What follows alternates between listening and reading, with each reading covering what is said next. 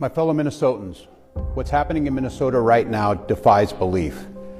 News reports simply don't do justice to the level of chaos and disruption and trauma the federal government is raining down upon our communities. 2,000 to 3,000 armed agents of the federal government have been deployed to Minnesota. Armed, masked, undertrained ICE agents are going door to door, ordering people to point out where their neighbors of color live. They're pulling over people indiscriminately, including U.S. citizens, and demanding to see their papers.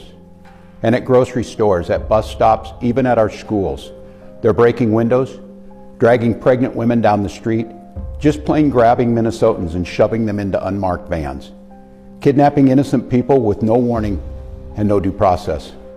Let's be very, very clear. This long ago stopped being a matter of immigration enforcement. Instead, it's a campaign of organized brutality against the people of Minnesota by our own federal government. Last week, that campaign claimed the life of Renee Nicole Good. We've all watched the video. We've all seen what happened. And yet, instead of conducting an impartial investigation so we can hold accountable the officer responsible for Renee's death, the Trump administration is devoting the full power of the federal government to finding an excuse to attack the victim and her family. Just yesterday, 6 federal prosecutors, including the longtime career prosecutor leading the charge to investigate and eliminate fraud in our state's programs, quit their jobs rather than go along with this assault on the United States Constitution. But as bad as it's been, Donald Trump intends for it to get worse. This week, he went online to promise that, quote, "the day of retribution and reckoning is coming."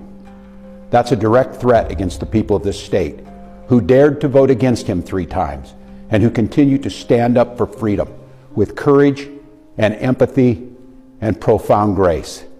All across Minnesota, people are stepping up to help their neighbors who are being unjustly and unlawfully targeted.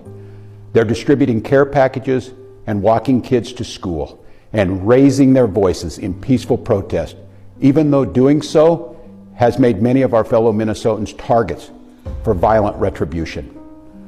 Folks, I know it's scary, and I know it's absurd that we all have to be defending law and order, justice, and humanity, while also caring for our families and trying to do our jobs.